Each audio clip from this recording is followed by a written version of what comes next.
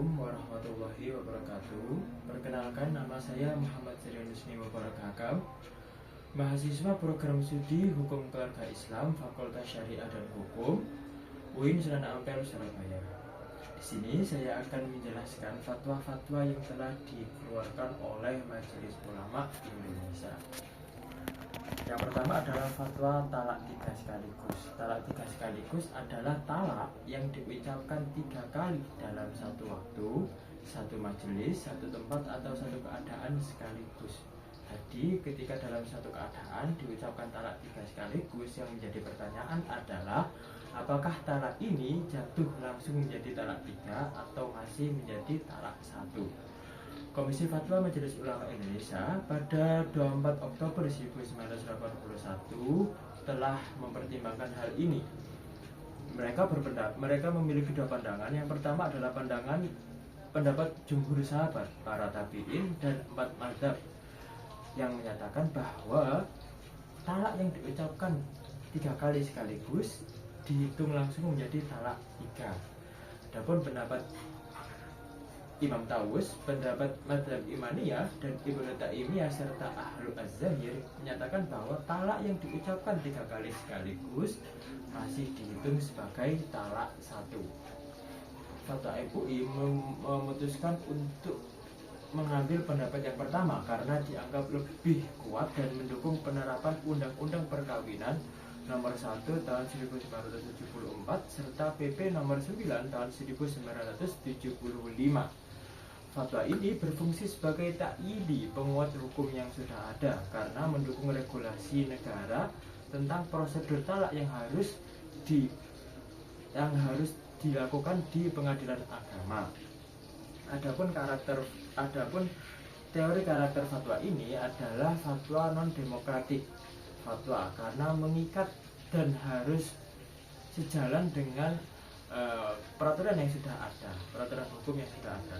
Adapun dasar hukum yang menjadi landasan akan fatwa ini adalah Al-Baqarah ayat 229. A'udzubillahi minasyaitonirrajim. Bismillahirrahmanirrahim.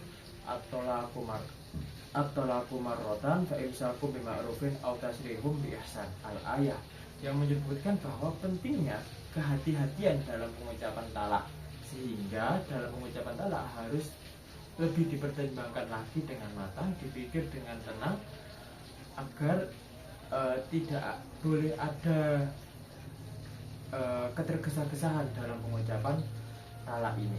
Pendapat mayoritas Majelis Ulama Indonesia mengacu pada pandangan yang pertama bahwa pengucapan talak 3, talak yang diucapkan 3 kali sekaligus dihitung sebagai talak 3.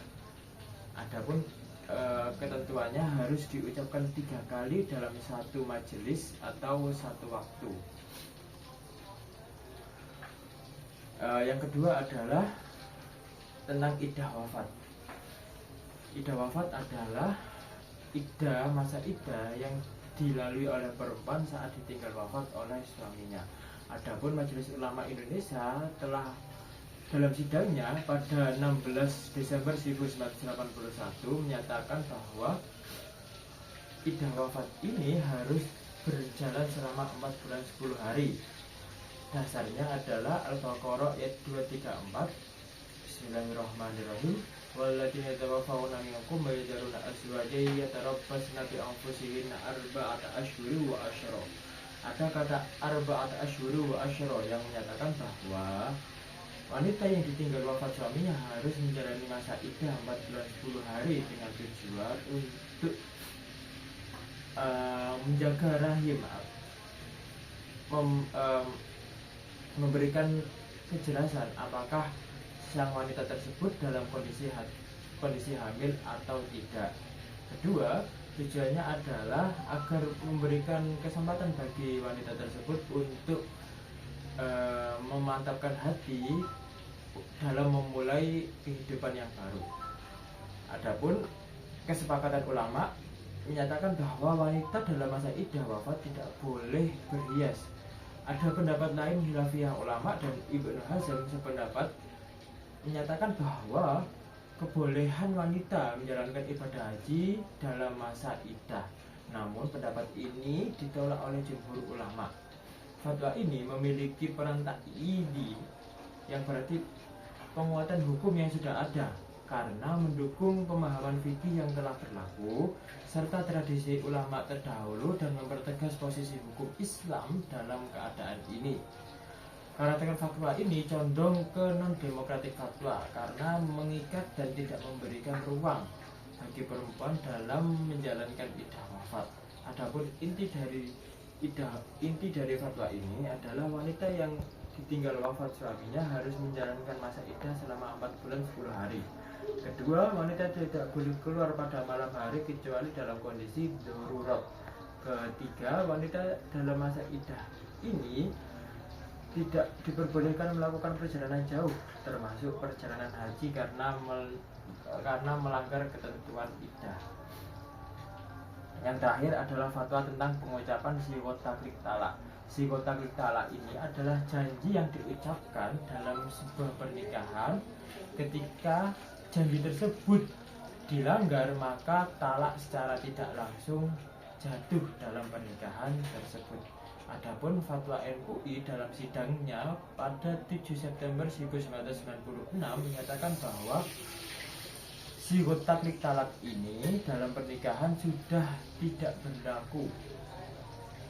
Fatwa ini berfungsi sebagai insya'i, membentuk hukum baru yang menyatakan bahwa sighot taklid talak sudah tidak berlaku lagi, karena sighot taklid talak ini tidak memberikan kepastian hukum. Adapun fatwa ini condong ke demokratik fatwa, yang mana memberikan fleksibilitas hukum Islam dan mempertimbangkan masyarakat yang ada.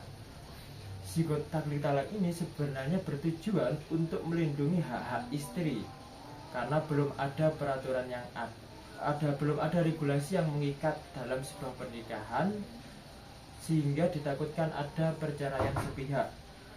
Dengan adanya undang-undang perkawinan, undang-undang tentang pengadilan agama, dan KHI, keberadaan sighot taklid talak ini sudah tidak diperlukan lagi, karena wanita sudah bisa mengajukan talak, sehingga sighot taklid talak ini sudah tidak begitu relevan.